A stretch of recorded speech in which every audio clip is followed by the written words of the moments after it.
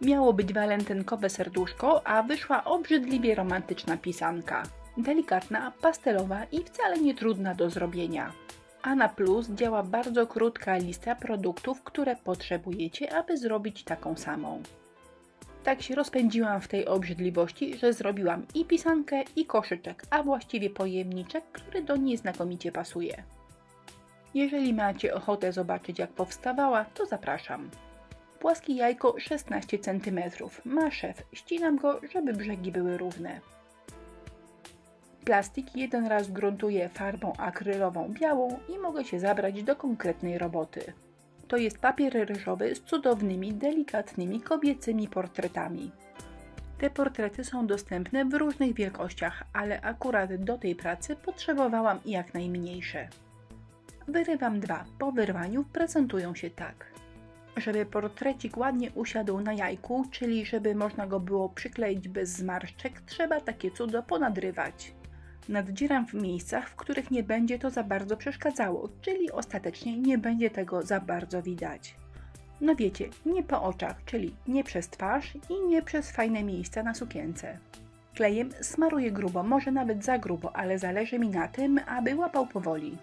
Gdy posmaruję cieniutko, natychmiast obrazek przyklei się do powierzchni, a tutaj chcę mieć trochę czasu, aby te cząstki obrazka podnosić, przyklejać, nakładać na to następną część i tak w kółko jadąc przykleić całość. Przyklejam i staram się, aby powstawały eleganckie, ładne zakładki. W miejscach zakładek papier ryżowy jest podwójny. Dociskam go trzonkiem, aby tej zwiększonej grubości nie było widać. Jajko pozostawiam do wyschnięcia. Gdy klej wyschnie, będzie przeźroczysty. A to jest lakier błyszczący, którym pokryję moją pracę kilkukrotnie. Cieniutko nakładam, cieniutko, żeby nie ściekał. Na mokro wygląda wspaniale, na sucho też fajnie, ale nie aż tak wspaniale. Tego typu lakiery prezentują się najpiękniej, gdy nałożymy ich kilka warstw. Ja nałożyłam drugą warstwę, wysuszyłam i przechodzę do konturówki.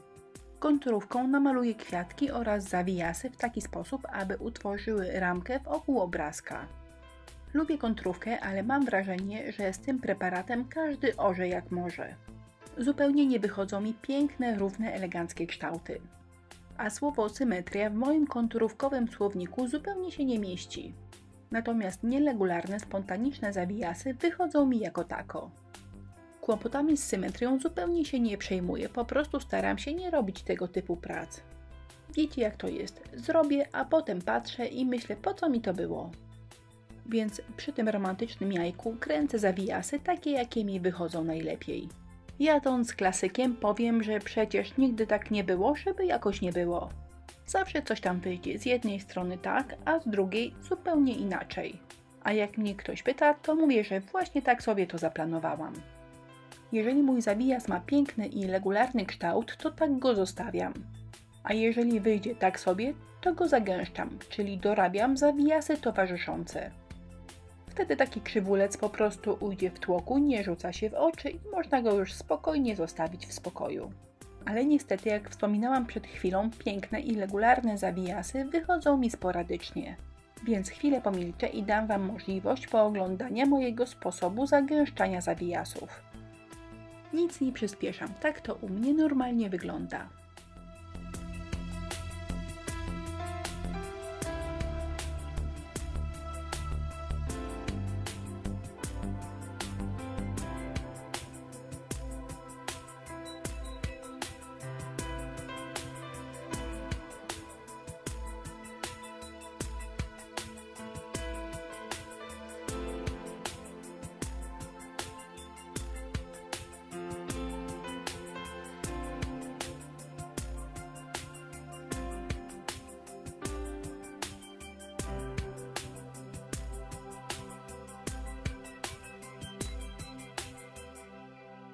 Jedna strona jajeczka prezentuje się tak. Z ozdabianiem drugiej muszę poczekać, aż konturówka wyschnie, bo nie ma teraz jak jajka złapać.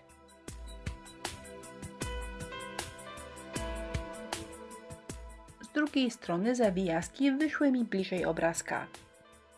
Prawdę mówiąc, to chciałam, żeby wyszło identycznie jak z drugiej strony, ale to jest u mnie niemożliwe. Niestety wszystko co robię jest jednorazowe i niepowtarzalne. Praktycznie co tydzień piekę dla nas w domu ekologiczne bułeczki. Ten sam przepis, te same składniki, a bułki za każdym razem wychodzą inne. No właśnie, druga strona buły wyszła tak. Suche jajeczko postanowiłam pomalować.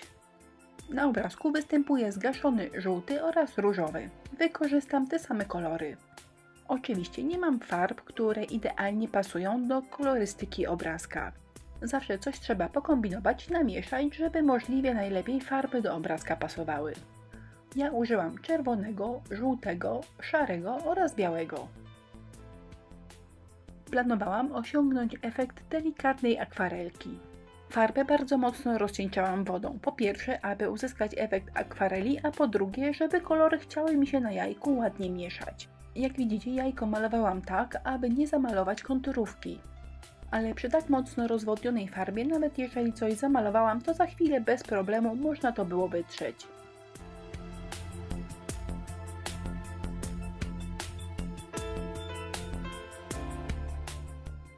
Pomalowane i wysuszone jajko wygląda tak, a ja podniosę poziom romantyzmu na wyższy poziom, czyli dorobię kropeczki.